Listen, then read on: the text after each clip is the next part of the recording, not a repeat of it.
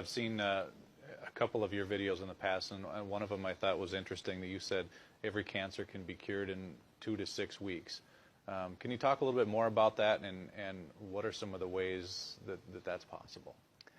In my experience, every cancer can be cured in 2 to 16 weeks. Some cancers can be cured in minutes because every doctor in the world that's in office for 20 years or longer knows cases of spontaneous healing. There's even a book out called Spontaneous Healing by a guy I really don't like, just stating that there are cases of spontaneous healing. That means if it's possible, we just have to find a way to access this. That's number one. The second, you get rid of acidosis and toxemia. The second, the body gets alkaline and oxygen rich. With using a lot of greens like chlorophylls, everything that's green has a lot of chlorophyll, gives the body a lot of oxygen. Getting your body alkaline with good calcium, with good nutrition, with good trace supplements, trace minerals, will help to alkalize the body. So that means the second you are alkaline, the cancer already stops. It can take a couple of days, a couple of weeks, but it stops.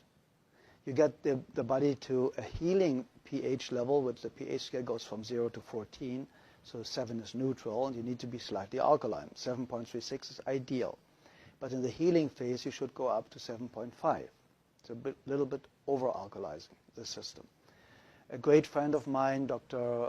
Martin in Germany, is using oxygen more step therapy, for example, where you take the blood out, you get ionized oxygen, and you lead the blood back in. And you do this 12 times, and you have basically brand new blood like a newborn baby. So you already eliminated the lack of oxygen. You see the blood coming out looks like black. They put the oxygen in and it becomes pink. And it's like legal doping. You get it and you feel so energized and you're so vital. What my MDs in Europe use is vitamin C injections, intravenous vitamin C injections, 100 cc's a day, 3 times a week. That's what we used in certain cases more often. And very often, believe it or not, in my personal experience, the tumors or the cancerous growth was basically gone within a couple of days. And because vitamin C is so powerful and one of the greatest healers out there, you can fix nearly every heart problem, cardiovascular problem with vitamin C. They want to take it off the market. So it's going to become a prescription medication, and then it's synthetic and will not work anymore, like vitamin E. Vitamin E basically helps you to cure very easy and fast blood pressure problems in any way, shape, or form. That's why they made a study with artificially created vitamin E, chemical created vitamin E. Said, see, it doesn't work. No, of course not. Chemicals don't work. Nature works. If nature creates a problem, nature creates a solution. Very simple and easy. If it didn't exist 100 years ago, you don't need it today. It's very, very simple. When you want to help somebody to educate themselves, to eliminate his or her own cancer really, really fast, I would basically start instantly with a vegan diet or with a raw food diet. My friend Paul Nissan is one of the greatest raw food chefs. He has fantastic books out there about raw food, so it's accessible for a couple of bucks how to do it. He has free videos all over his website. And I would go instantly on a raw food diet. I would go make sure, if I don't have a very rare kidney disease, to drink a gallon of water a day with half a teaspoon of sea salt in it a day, because we need salt for every body function. We need electricity.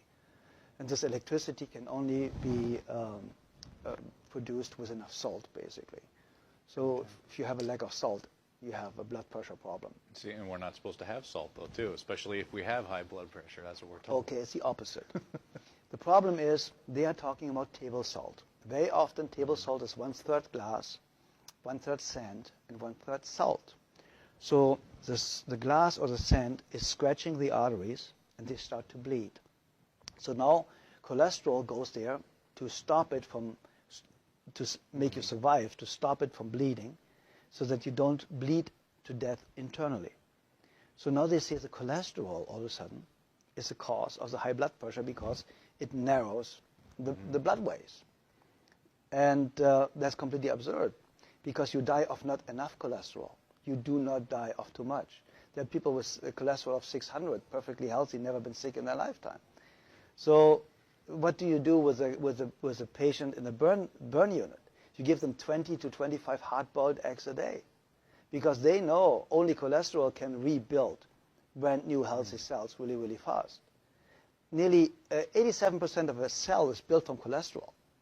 So where does the new cell potential or foundation come from if you have a lack of cholesterol? Everybody should have at least 250 combined cholesterol. And then they tell you LDL and HDL are good and bad cholesterols. It's not even cholesterol. It's a protein that transports cholesterol. So they are too stupid to even narrow it down the right way.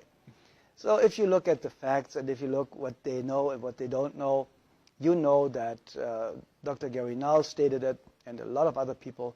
The medical profession, the medical doctor statistically has the shortest lifespan of 56 years of age, the highest abuse rate of alcohol and drugs, the highest suicide rate. Only the psychiatrist is higher.